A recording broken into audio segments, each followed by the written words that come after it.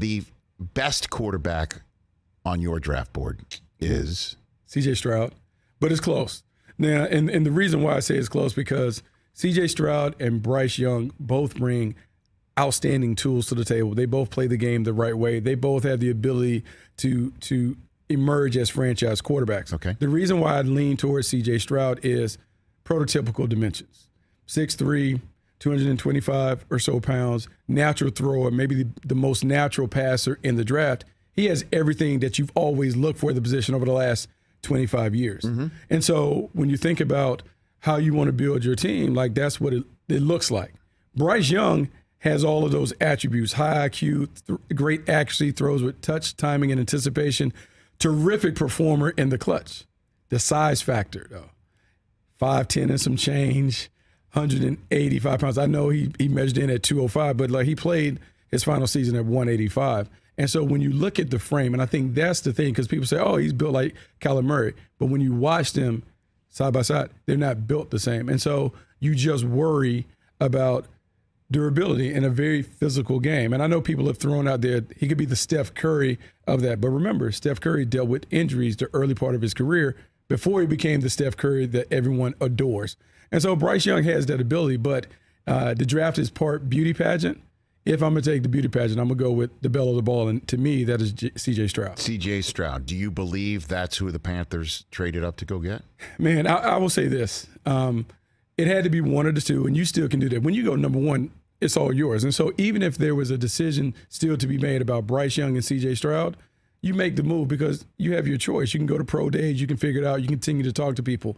But I will say, when you're in the Carolina Panthers organization and you look at their coaching roster, Frank Reich, big quarterback, played in the league. Josh McCown, big quarterback, played in the league.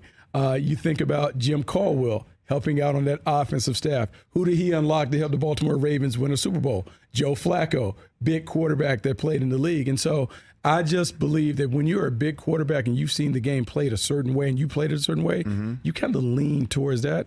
I think C.J. Stroud will ultimately be the pick, even though Scott Fitterer was in Seattle when they took Russell Wilson. And so maybe, just maybe, there's still some of that debate between the two. But I think C.J. Stroud ultimately would be the pick. Tell me how Anthony Richardson crashes the party. I don't know, to be honest. Like I'm be honest. Like this is a mythical unicorn that has somehow dropped in our lap because he had a dazzling performance at the combine. And I'm saying this as respectfully as I can about Anthony Richardson. Outstanding athlete. You don't see guys 6'4", 244, run a 4.43, vertical 40-plus inches, and all of that. Mm-hmm. But at the end of the day, the game is played between the lines. And when people, and I hate this about our part of the business, when we make comparisons, people need to make sure they dig deep when they make those comparisons. So the guy he's most compared to is Cam Newton, right. And then we've heard some of the Jalen Hurts thing. Well, let's go back to when Cam Newton was in the SEC at Auburn. Yeah. Cam Newton rushed for 1,400-plus yards, won a Heisman Trophy, took a team that had one other pro to a national title, and won.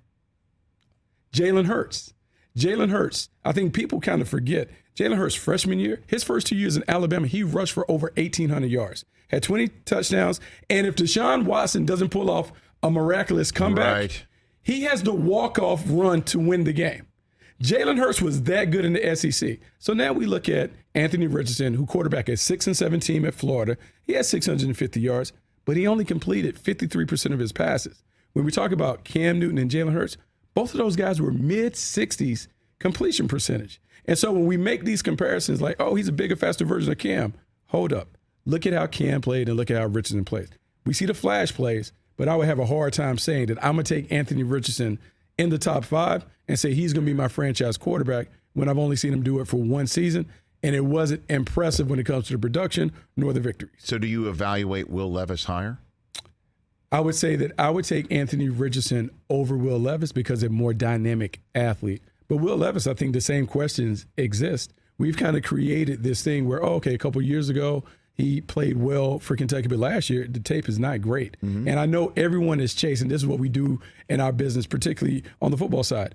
When you miss out on somebody, say we missed out on Josh Allen, we spend our time trying to find the next one where we can make it right. And because Josh Allen has popped in the National Football League, everyone is saying, oh, well, this guy has those traits, it's going to work. But the Buffalo Bills might have called lightning in a bottle. Great combination of hardworking player, great coaching with Brian Daboll and Sean McDermott and that staff, and it worked.